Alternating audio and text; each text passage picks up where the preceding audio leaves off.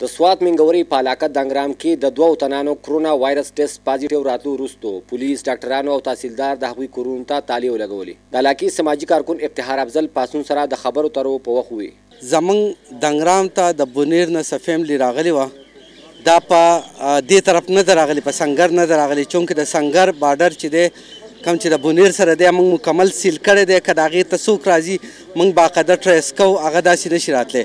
دا فیملی چې دی دا په کړاکړ راغلې ده او دوی کې یو دوه پازیټیو کیسونه داسې راغلي دي، خو په ټیم کې ډاکټر صاحب چې کوم دی ډاکټر ریاض راغلی دی د دې نه یې سیمپل اخیستې، دوی کوارنټاین کړي دي، دوی پابند کړي دي.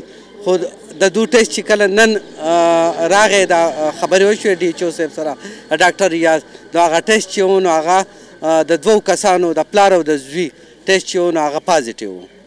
نو ټول دنګرام ته زه خواست کوم چې اوس احتیاط کوي. تحصیلدار بابوزی یم، خو زه د عوام ته دا اپیل کوم چې دا کرونا ستاسو د وجې خورېږي، لکه ستاسو د غفلت د وجې نه او د دغه د وجې نه خورېږي. دا چې کومه دا شوې ده او دا کوم کیسونه کېږي نو دا ټول د خلکو د غفلت د وجې نه شوې ده. باقي مونږ ټایم په ټایم خلکو ته دا کومه چې اوس مونږ کوارنټاین کړه دي ته اوس مونږ ډبلیو سی اس پي والا هم راسو هغه به یې واش کوي او دوی ته به راشن هم ورکوو د ډي سی صاحب او د کمشنر صاحب په هدایت باندې.